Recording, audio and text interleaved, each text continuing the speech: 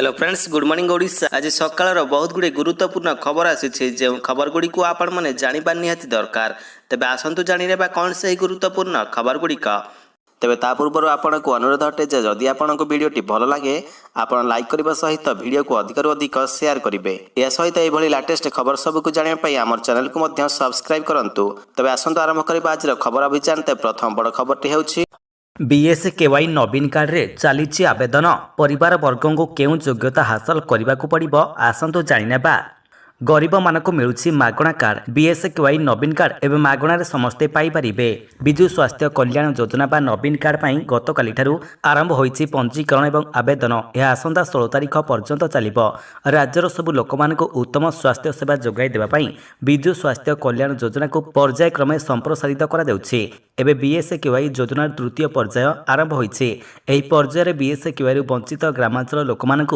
जटिल रोग पई घर हॉस्पिटल गुडी करे कैशलेस चिकित्सा सुविधा जोगाई दिया जिवो केवल सरकारी कर्मचारी एवं आयकर दाता को बाद दे ग्रामांचल सबु परिवार जो माने वर्तमान बीएसकेवाई रे नाहंती सेमाने एही नुआ योजना रे शामिल होई परिबे सेमाने समस्त नुआ बीएसकेवाई नवीन कार्ड पाइबा को योग्य हेबे।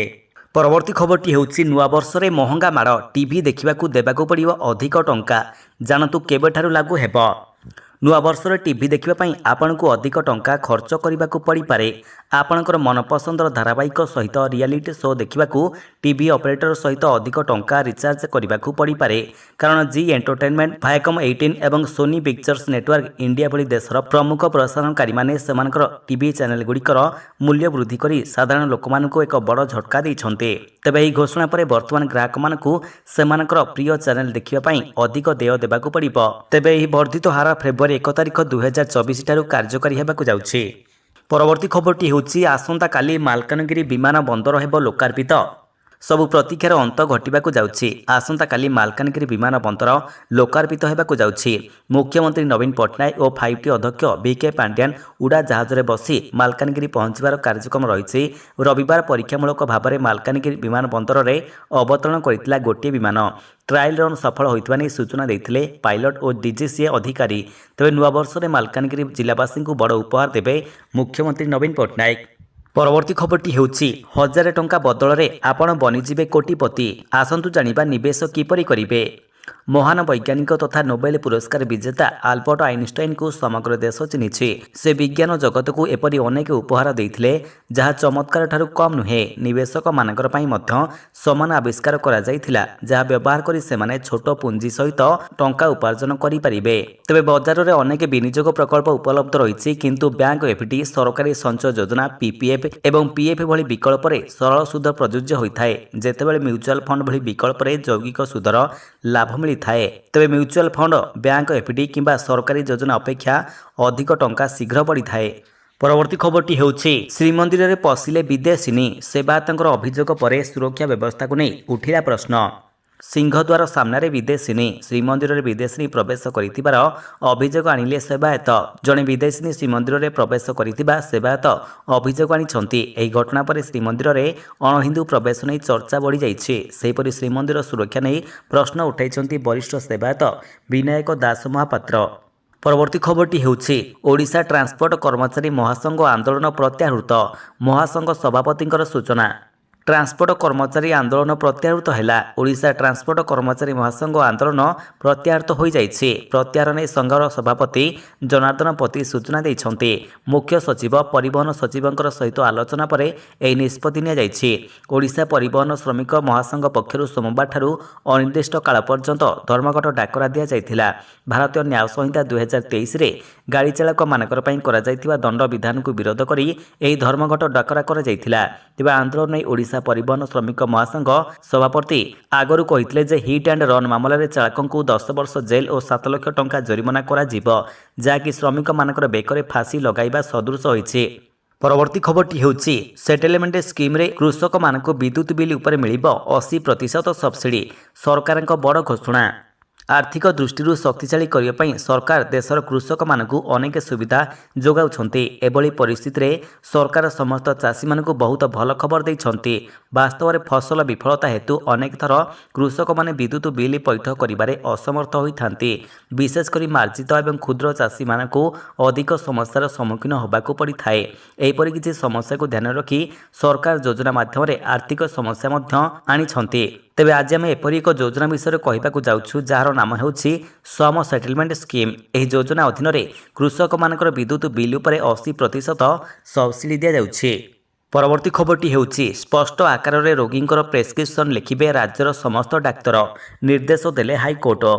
ପ୍ରେସ୍କ୍ରିପସନ୍ ହେଉ ବା ଶବ୍ଦ ବ୍ୟବଚ୍ଛେଦ ରିପୋର୍ଟ ସବୁଥିରେ ସ୍ପଷ୍ଟ ଓ କ୍ୟାପିଟାଲ ଅକ୍ଷରରେ ଡାକ୍ତରମାନେ ଔଷଧର ନାଁ ଲେଖିବା ଉପରେ ହାଇକୋର୍ଟ ଗୁରୁତ୍ୱାରୋପ କରିଛନ୍ତି। ଶବ ବ୍ୟବଚ୍ଛେଦ ରିପୋର୍ଟ ଓ ପ୍ରେସ୍କ୍ରିପସନ୍ରେ କ୍ୟାପିଟାଲ ଅକ୍ଷର ବା ସ୍ପଷ୍ଟ ଭାବରେ ପଢ଼ି ହେଉଥିବା ହସ୍ତାକ୍ଷରରେ ଲେଖିବା ପାଇଁ ରାଜ୍ୟର ସମସ୍ତ ଡାକ୍ତରମାନଙ୍କୁ ନିର୍ଦ୍ଦେଶନାମା ଜାରି କରିବା ପାଇଁ ମୁଖ୍ୟ ସଚିବଙ୍କୁ ହାଇକୋର୍ଟ ନିର୍ଦ୍ଦେଶ ଦେଇଛନ୍ତି। ସମସ୍ତ ମେଡିକାଲ ସେଣ୍ଟର, ଘରୋଇ କ୍ଲିନିକ, ମେଡିକାଲ କଲେଜ ଓ ହସ୍ପିଟାଲ ପାଇଁ ଏନେଇ ମୁଖ୍ୟ ସଚିବ ନିର୍ଦ୍ଦେଶନାମା ଜାରି କରିବେ। ଔଷଧ ପରାମର୍ଶ ବା ଚିକିତ୍ସା ଆଇନ ସମ୍ବନ୍ଧୀୟ ରିପୋର୍ଟ ଉପଯୁକ୍ତ ହସ୍ତାକ୍ଷରରେ ବା ଟାଇପ୍ ପଦ୍ଧତିରେ ଲେଖିବା ପାଇଁ ଏହି ନିର୍ଦ୍ଦେଶନାମା ଜାରି କରାଯିବ ବୋଲି ହାଇକୋର୍ଟ ନିର୍ଦ୍ଦେଶରେ ସ୍ପଷ୍ଟ କରିଛନ୍ତି। ପରବର୍ତ୍ତୀ ଖବରଟି ହେଉଛି ଦେଶରେ ବନ୍ଦ ହେଲା 2 ବର୍ଷିଆ ସ୍ପେଶାଲ ବିଇଡି କୋର୍ସ, ଏଣିକି 4 ବର୍ଷିଆ କୋର୍ସକୁ ମିଳିବ ମାନ୍ୟତା। ସମଗ୍ର ଦେଶରେ ଚାଲିଥିବା 2 ବର୍ଷର ସ୍ୱତନ୍ତ୍ର ବିଇଡି କୋର୍ସକୁ ସବୁଦିନ ପାଇଁ ବନ୍ଦ କରିଦିଆଯାଇଛି। ପରବର୍ତ୍ତୀ ଏକାଡେମିକ ଅଧିବେଶନ 2024-25ରୁ କେବଳ 4 ବର୍ଷର ସ୍ପେଶାଲ ବିଇଡି କୋର୍ସ ମାନ୍ୟତା ପାଇବ। ଭାରତୀୟ ପୁନର୍ବାସ ପରିଷଦ ବା RCI ଏହି ସମ୍ପର୍କରେ ଏକ ବିଜ୍ଞପ୍ତି ଜାରି କରିଛି। ତେବେ ଦେଶରେ ବିଭିନ୍ନ ଶିକ୍ଷାନୁଷ୍ଠାନରେ ଚାଲିଥିବା ସ୍ୱତନ୍ତ୍ର ବିଏଡ୍ ପାଠ୍ୟକ୍ରମକୁ କେବଳ RCI ସ୍ୱୀକୃତି ଦେଇଥାଏ। RCI ଏହାର ସର୍କୁଲାରରେ ଭଲ ଭାବରେ ସ୍ପଷ୍ଟ କରିଛି, ସମଗ୍ର ଦେଶରେ ପ୍ରାୟ 1000 ଏପରି ଅନୁଷ୍ଠାନ ରହିଛି, ବିଶ୍ୱବିଦ୍ୟାଳୟ ରହିଛି ଯେଉଁଠାରେ ଏହି କୋର୍ସ ଦିଆଯାଉଛି। ପରବର୍ତ୍ତୀ ଖବରଟି ହେଉଛି ଅଗ୍ନିବୀରରେ ଭର୍ତ୍ତି ପାଇଁ ହେବ ନୂଆ ଟେଷ୍ଟ, ବଦଳିଲା ଏହି ନିୟମ, ଶୀଘ୍ର କରନ୍ତୁ ରେଜିଷ୍ଟ୍ରେସନ। ସେନାରେ ଅଗ୍ନିପଥ ଯୋଜନାର ଅଗ୍ନିବୀରକୁ ନେଇ ହୋଇଛି ବଡ଼ ପରିବର୍ତ୍ତନ। ଅଗ୍ନିବୀରରେ ଭର୍ତ୍ତି ପାଇଁ ହେଉଥିବା ପରୀକ୍ଷାରେ ଏକ ବଡ଼ ପରିବର୍ତ୍ତନ କରିଛି ସେନା ବୋର୍ଡ। ଏଣିକି ବିଭିନ୍ନ ପଦବୀ ପାଇଁ ଟାଇପିଂ ପରୀକ୍ଷା ମଧ୍ୟ ଦେବାକୁ ବାଧ୍ୟ ହେବେ ପ୍ରାର୍ଥୀ। ଅଗ୍ନିବୀର କ୍ଲର୍କ ଏବଂ ଷ୍ଟୋର କିପର ପଦବୀ ପାଇଁ ପ୍ରାର୍ଥୀମାନଙ୍କୁ ଟାଇପିଂ ଟେଷ୍ଟ ଦେବାକୁ ପଡ଼ିବ। ଏହି ନିୟମ ଅଗ୍ନିବୀର 2024-25 ବର୍ଷରୁ ଲାଗୁ କରାଯିବ। ଭାରତୀୟ ସେନା ଏହାକୁ ନେଇ ଏକ ସୂଚନା ଜାରି କରିଛନ୍ତି। ଏହା ସହିତ ଦେଶର ସମସ୍ତ ସେନାକୁ ଏହି ନିୟମ ପାଳନ କରିବା ନେଇ ଏକ ଚିଠି ମଧ୍ୟ ପଠାଯାଇଛି। ପରବର୍ତ୍ତୀ ଖବରଟି ହେଉଛି କୋରାପୁଟରେ ଜନ୍ମ ହେଲା ଅଦ୍ଭୁତ ଶିଶୁ, ଜନ୍ମର 15 ମିନିଟ୍ ଭିତରେ ହଠାତ୍ ବଢ଼ିଗଲା 15 କିଲୋ ଓଜନ। ଜୟପୁର ବ୍ଲକ ଜୟନ୍ତୀଗିରି ପଞ୍ଚାୟତ ଅନ୍ତର୍ଗତ ବାଲିଗୁଡ଼ା ଗାଁରେ ଆଜି ସକାଳେ ଅଦ୍ଭୁତ ଶିଶୁ ଜନ୍ମ ନେଇଛି। ସ୍ୱାଭାବିକ ଶିଶୁ ଅପେକ୍ଷା ନବଜାତକ ଅଧିକ ଲମ୍ବା ରହିଥିଲା। ଏପରିକି ଜନ୍ମ ହେବା ପରେ ହଠାତ୍ ଓଜନ ବଢ଼ିଥିବା ଦେଖିବାକୁ ମିଳିଛି। କିନ୍ତୁ କିଛି ଘଣ୍ଟା ପରେ ହିଁ ନବଜାତ ଶିଶୁର ମୃତ୍ୟୁ ହୋଇଥିବା ସୂଚନା ମିଳିଛି। ପରବର୍ତ୍ତୀ ଖବରଟି ହେଉଛି ତେଜିଲା ମାଳଦ୍ୱୀପ ଝଡ଼, ମାଳଦ୍ୱୀପ ହାଇ କମିଶନରଙ୍କୁ ସମନ, ଫ୍ଲାଇଟ୍ ବୁକିଂ ରଦ୍ଦ କଲା ଇଜି ମାଇ ଟ୍ରିପ୍। ଲାକ୍ଷାଦ୍ୱୀପକୁ ନେଇ ତେଜିଲା ମାଳଦ୍ୱୀପ ଝଡ଼ ବିବାଦ ମଧ୍ୟରେ ମାଳଦ୍ୱୀପ ହାଇ କମିଶନରଙ୍କୁ ସମନ କରିଛି ଭାରତୀୟ ବୈଦେଶିକ ମନ୍ତ୍ରଣାଳୟ। ସମନ ପରେ ଦିଲ୍ଲୀସ୍ଥିତ ସାଉଥ ବ୍ଲକରେ ମାଳଦ୍ୱୀପ ହାଇ କମିଶନର ଇବ୍ରାହିମ ସାହିବ ପହଞ୍ଚିଛନ୍ତି। ପ୍ରଧାନମନ୍ତ୍ରୀ ନରେନ୍ଦ୍ର ମୋଦିଙ୍କୁ ମାଳଦ୍ୱୀପର 3 ଜଣ ମନ୍ତ୍ରୀଙ୍କ ଆପେକ୍ଷ ପ୍ରସଙ୍ଗରେ ସମନ ହୋଇଥିବା ସୂଚନା କରିଛି। ମୋଦିଙ୍କର ବିରୋଧରେ ବିବାଦୀୟ ମନ୍ତବ୍ୟ ଦେଇ ମାଳଦ୍ୱୀପର 3 ମନ୍ତ୍ରୀ ପଦ ହରାଇଛନ୍ତି। ଏପରି ସୋସିଆଲ ମିଡ଼ିଆରେ ଟ୍ରେଣ୍ଡ ହେଉଛି ବୟକଟ ମାଳଦ୍ୱୀପ। ଏସବୁ ଭିତରେ ଭାରତରୁ ମାଳଦ୍ୱୀପ ପାଇଁ ହୋଇଥିବା ଫ୍ଲାଇଟ୍ ବୁକିଂକୁ ରଦ୍ଦ କରିଛି ଇଜ୍ ମାଇ ଟ୍ରିପ୍। ପ୍ରତିବର୍ଷ ଭାରତରୁ ଲକ୍ଷାଧିକ ପର୍ଯ୍ୟଟକ ମାଳଦ୍ୱୀପ ଯାଇଥାନ୍ତି। ସିଇଓ ନିଶାନ୍ତ ପଟି ସୂଚନା ଦେଇ କହିଛନ୍ତି, ଦେଶର ଏକତାରେ ସାମିଲ ହୋଇ ଇଜ୍ ମାଇ ଟ୍ରିପ୍ ପକ୍ଷରୁ ମାଳଦ୍ୱୀପକୁ ଯାଉଥିବା ସବୁ ଫ୍ଲାଇଟ୍ ବୁକିଂକୁ ବାତିଲ କରି ଦିଆଯାଇଛି। ପରବର୍ତ୍ତୀ ଖବରଟି ହେଉଛି ଏହିସବୁ ରାଜ୍ୟରେ ଶସ୍ତା ହେଲା ପେଟ୍ରୋଲ ଓ ଡିଜେଲ ଦର। ସାଧାରଣ ଲୋକମାନଙ୍କର ପାଇଁ ପେଟ୍ରୋଲ ଓ ଡିଜେଲ ଦର ମୁଣ୍ଡବିନ୍ଧାର କାରଣ ପାଲଟିଛି। ଜାନୁଆରୀ 8 ତାରିଖ ମାନେ ଆଜି ସାରା ଦେଶରେ ପେଟ୍ରୋଲ ଓ ଡିଜେଲ ଦର ପରିବର୍ତ୍ତନ କରାଯାଇଛି। ତେବେ ଦେଶର ସମସ୍ତ ମହାନଗର ଯେପରିକି ଦିଲ୍ଲୀ, ମୁମ୍ବାଇ, କୋଲକାତାରେ ପେଟ୍ରୋଲ ଓ ଡିଜେଲ ଦରରେ କୌଣସି ପରିବର୍ତ୍ତନ ହୋଇନାହିଁ। ମାତ୍ର ଚେନ୍ନାଇରେ ଆଜି ପେଟ୍ରୋଲ ଦରରେ 10 ପଇସା ଓ ଡିଜେଲ ଦରରେ 9 ପଇସା ବୃଦ୍ଧି ହୋଇଛି। ସେହିପରି ଅନ୍ୟ କିଛି ରାଜ୍ୟରେ ପେଟ୍ରୋଲ ଓ ଡିଜେଲ ଦର ବୃଦ୍ଧି ପାଇଛି। ଏଭଳି ପରିସ୍ଥିତିରେ ତେଲ ଭରିବାକୁ ଯିବା ପୂର୍ବରୁ କେଉଁ ଦରରେ ଡିଜେଲ ଓ ପେଟ୍ରୋଲ ମିଳୁଛି ତାହା ଜାଣିବା ନିହାତି ଜରୁରୀ। ଏହା ବ୍ୟତୀତ ଛତିଶଗଡ଼, ଜାମ୍ମୁ କାଶ୍ମୀର, କର୍ଣ୍ଣାଟକ, ପଞ୍ଜାବ, ରାଜସ୍ଥାନ, ତାମିଲନାଡୁ, ତେଲେଙ୍ଗାନା ଓ ପଶ୍ଚିମବଙ୍ଗରେ ମଧ୍ୟ ପେଟ୍ରୋଲ ଓ ଡିଜେଲ ଦର ହ୍ରାସ ପାଇଛି। ତେବେ ଓଡ଼ିଶା, କେରଳ, ମଧ୍ୟପ୍ରଦେଶ, ମଣିପୁର, ଗୁଜରାଟ, ହରିୟାଣା, ଗୋଆ ଓ ୟୁପିରେ ପେଟ୍ରୋଲ ଓ ଡିଜେଲ ଦର ବୃଦ୍ଧି ପାଇଛି। ପରବର୍ତ୍ତୀ ଖବରଟି ହେଉଛି ସତର୍କ କଲା ପାଣିପାଗ ବିଭାଗ। ଆଜି ଏହି ଅଞ୍ଚଳରେ ପ୍ରବଳ ବର୍ଷା ହେବାର ସମ୍ଭାବନା। ଅଶାନ୍ତ ସମୁଦ୍ର ଯୋଗୁଁ ପ୍ରବଳ ବର୍ଷା ହେବାର ସମ୍ଭାବନା ରହିଛି।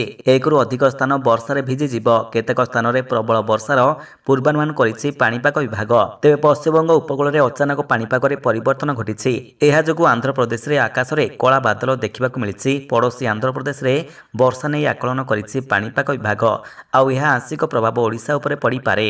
ତେବେ ପାଣିପାଗ ବିଭାଗର ନୂଆ ବୁଲେଟିନ୍ ମୁତାବକ ଦକ୍ଷିଣ ଶ୍ରୀଲଙ୍କାରେ ସୃଷ୍ଟି ହେଉଥିବା ଲଘୁଚାପ ଯୋଗୁଁ ଆନ୍ଧ୍ରପ୍ରଦେଶର ଦକ୍ଷିଣ ତଟରେ ପ୍ରଭାବ ପଡ଼ିଛି। ତେବେ ଏହିଭଳି ଲାଟେଷ୍ଟ ଖବର ସବୁକୁ ଆପଣ ଜାଣିବା ପାଇଁ ଆମର ଚ୍ୟାନେଲକୁ ସବସ୍କ୍ରାଇବ୍ କରିବା ସହିତ ଭିଡ଼ିଓକୁ ଅଧିକରୁ ଅଧିକ ସେୟାର କରନ୍ତୁ। ଧନ୍ୟବାଦ।